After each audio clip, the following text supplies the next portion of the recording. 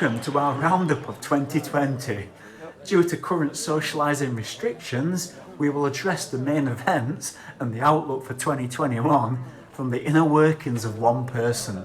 So, before introducing myself, I'd like to introduce 4 inner monologues who will participate in this end of year stream of consciousness. Beginning beside me, we have the anti-capitalist superego. Next, we have the self-improvement superego. Next, we have the eager to please, people-facing persona. And finally, we have the unworked through shadow.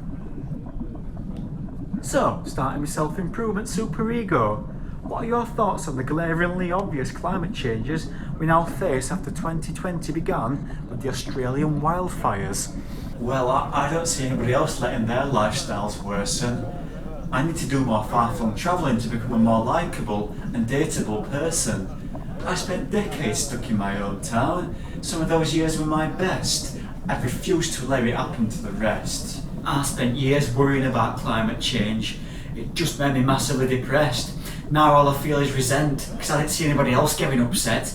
They just abandoned me to my own ends and fucked off with their girlfriends. Oh, grow up. How pathetic can I be? I know that's not true. The world's problems aren't happening just to get at you. I need to stop feeling sorry for myself, and I need to act and fast, because they're selling us to hell behind us backs. It's just confrontational skills are something I've always really lacked.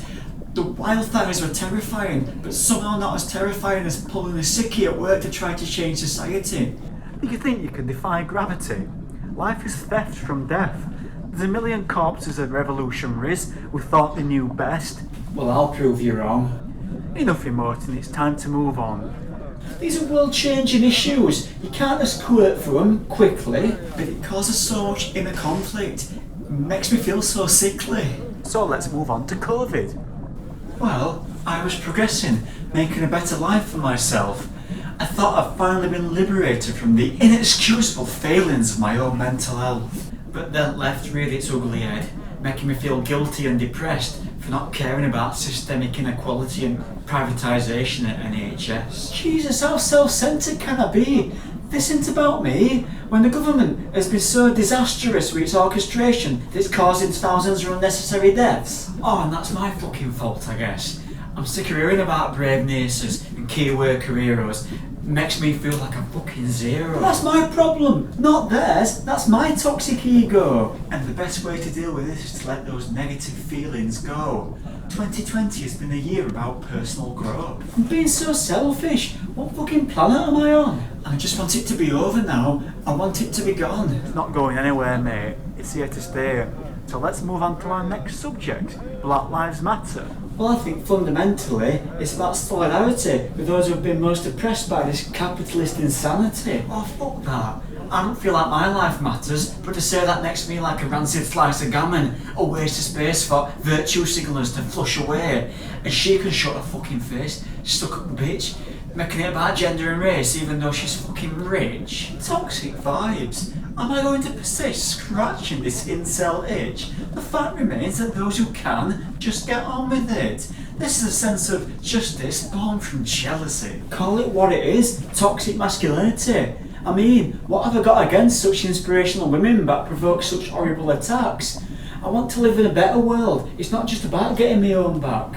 I just try to stay on everyone's good side, me, because I know I live in a glass house and I'm vulnerable to call-outs. I try not to have opinions, because I won't have a leg to stand on. That's why I just wish everyone could get along. I'm afraid silence is violence. Remember, for every fence-sitter, there's an Adolf Hitler, and for the timid, there is no exit. Which brings us finally on to Brexit. This isn't the time for negative vibes. Let's put it behind us and take command of our lives. Only the positive will survive. It's very, very sad that we're still arguing about this. It's more sad and tragic if you're already poor or sick.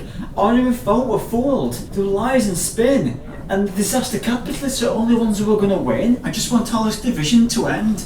I'm already trying my hardest to adhere to the opinions of my friends. I just want to fuck the fuckers who fucked me. The full of deceit, these liberal elite. Well, I don't even know anybody who fits that description. I'm starting to think it might just be a fiction. A fiction? Fucking see them, these middle class careerists who run art galleries, who put on exhibits about miners' strike defeat, and fucking blank you when you're walking down the street. Maybe if I wasn't so negative and self-protected, I wouldn't find myself so frequently rejected. Maybe if society wasn't so unequal, we wouldn't be so divided. Oh, here we go with the preaching that's just started. It's feeling a bit conflicted. You think we'd better move on?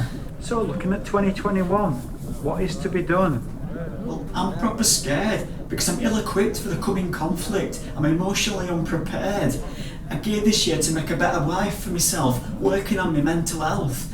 But these own truths caught up with me in stealth. These are just excuses to avoid making changes. Life isn't always bumpy. What you make it, man? We've got to fight back, do whatever we can. I'm afraid they hope the democratic reforms down pan. Freedom really does lie in the barrel of a warm gun. My fucking future's done. I'm so bruised and bitter about being blanked and shunned. It's all I can see, it blots out sun. I'm not bitter and resolutely depressed that I won't even fight for my own interests. I'm so ambivalent to my own life that I don't even know what my interests are. Why do I have to reopen this scar? I'm just trying to do the best I can. Where's my nice house? Where's my wife? Where's my future plans? I can't spend another year nursing old woods with Strongbow cans. I need to be brave, I need to take a chance. Fuck off and die. And toxic positive vibes are the reason I spent my life feeling like a bag of shit. I can't wait for Brexit if it knocks confidence out of these smug liberal dicks who say I'm a racist when I talk about white working class. Let's leave class out of it. It's about individuals. And there's two types, there's winners and losers. And I have two choices. Become a better version of myself, or languish in my own made hell, where I blame capitalism and successful people for my own mental health. Oh, fuck off.